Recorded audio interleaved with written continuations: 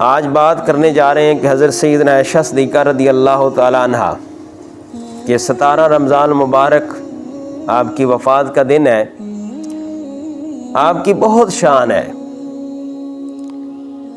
آپ سید عالم نور مجسم شفیع محشر مالک کوثر اللہ تعالیٰ کے پیارے رسول صلی اللہ تعالیٰ علیہ وآلہ وسلم کی محبوبہ ہیں اور ام المومنین مومنوں کی ماں ہیں.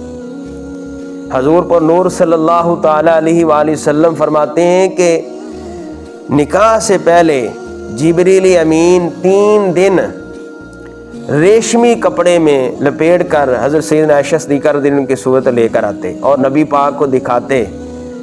اور میرے محبوب علیہ السلام نے فرمایا کہ جبریل امین کہتے کہ یا رسول اللہ یہ دنیا اور آخرت میں آپ کی زوجہ ہے، قربان جائیں.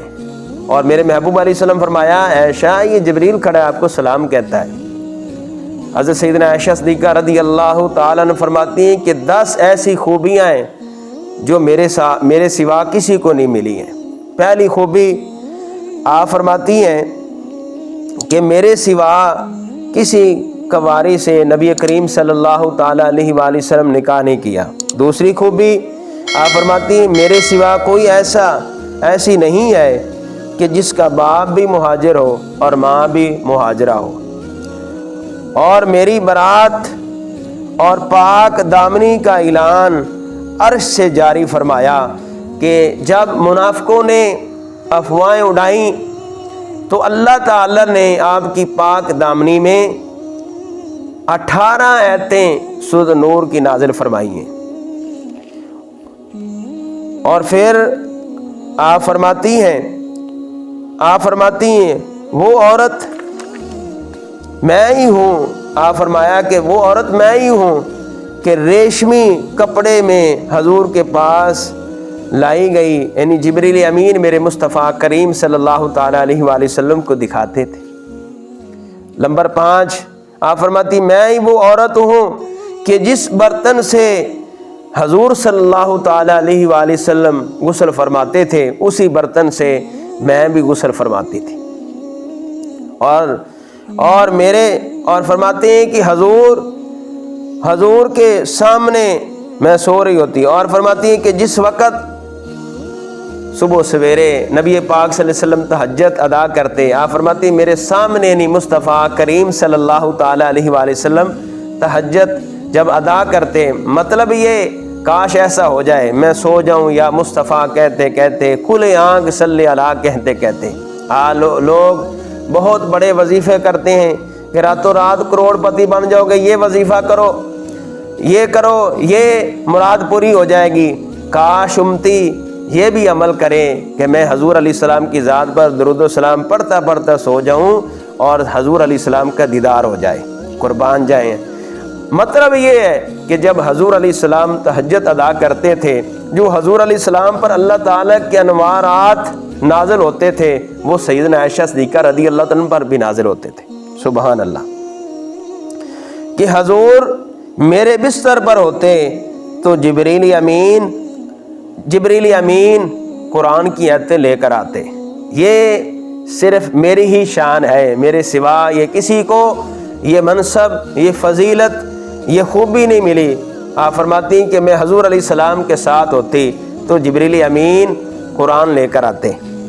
نمبر 8 حضور فرماتے ہیں حضور نے فرمایا کہ نمبر 8 کہ جب دنیا سے جس وقت یعنی نبی کریم صلی اللہ تعالیٰ علیہ وآلہ وسلم دنیا سے وصال فرمایا آپ فرماتی میری ہی باری تھی کہ نبی کریم صلی اللہ تعالیٰ علیہ وآلہ وسلم کا سر مبارک تھا اور گود حضرت سیدنا عائشہ صدیقہ رضی اللہ تعالیٰ عنہ تھی.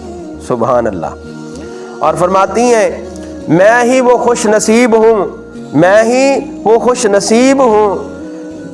نصیب ہوں کہ میری باری حضور نے وصال فرمایا ہے. اور نمبر 10 آپ فرماتی میں ہی وہ خوش نصیب ہوں کہ میرے حجرے میں حضور آرام فرما رہے ہیں کہ 70,000 فرشتے صبح آتے ہیں اور 70,000 شام کو آتے ہیں. قربان جائیں یہ وہ حجرہ مبارک ہے جو سیدنا عائشہ صدیقہ رضی اللہ عنہ کی ملکیت تھا، اور قربان جائیں ان کی شان وراء الورا ہے۔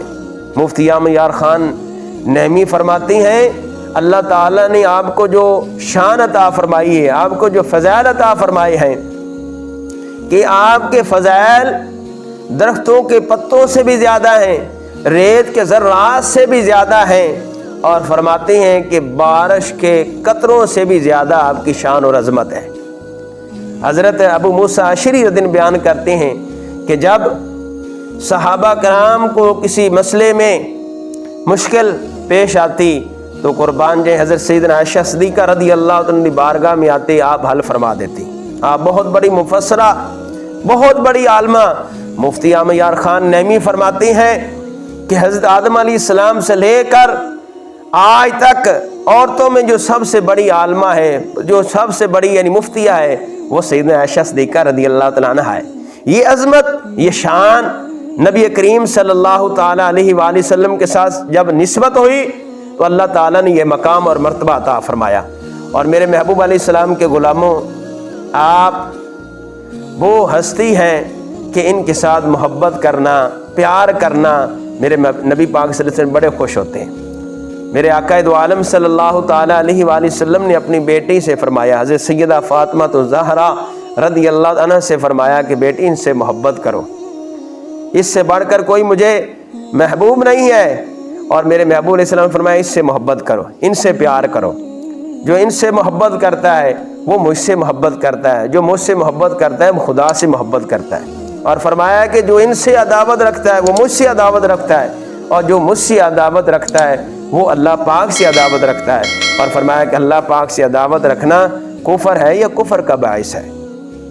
اللہ تعالیٰ کی بارگاہ میں دعا ہے کہ خالق کائنات ہمیں ان کی محبت عطا فرمائے، ان کا پیار عطا فرمائے۔ میرے محبوب علیہ السلام کے غلاموں، یہ سرکار مدینہ صلی اللہ تعالیٰ علیہ وآلہ وسلم کی زوجہ پاک ہے، ہماری ماں ہے، ہماری امی جان ہے، ام المومنین ہے، مومنوں کی ماں ہے۔ اللہ تعالیٰ ان کے درجات بلند فرمائے، ان کی عظمت، ان کی شان کے صدقے اللہ تعالیٰ حضور کی امت کی بخشے فرمائے۔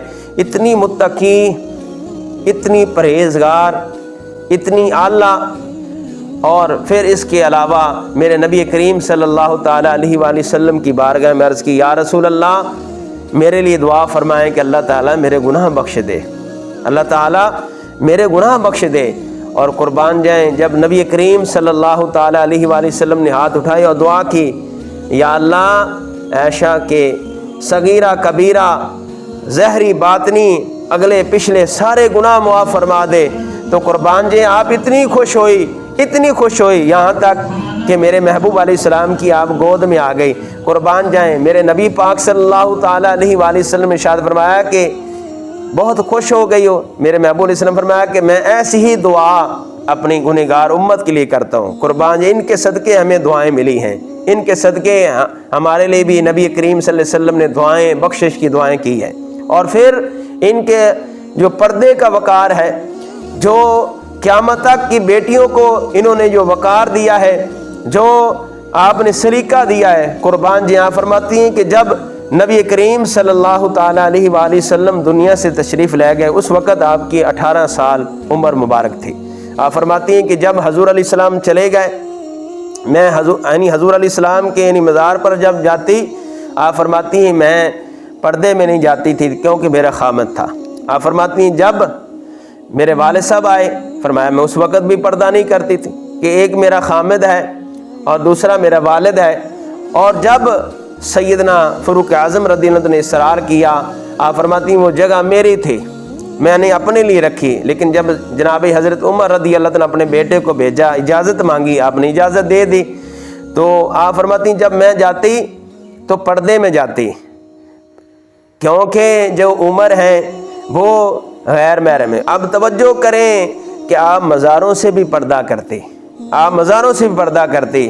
آج وہ عورتیں دیکھیں، وہ میری مائیں بہنیں دیکھیں، آپ پیغام دیتی ہیں اور فرماتی ہیں، اور یہ وقار دیا کہ میں تو مزار پر جاؤں تو پردے میں جاؤں، تم بازاروں میں جاتی ہو تو بے پردہ ہو کر جاتی ہو۔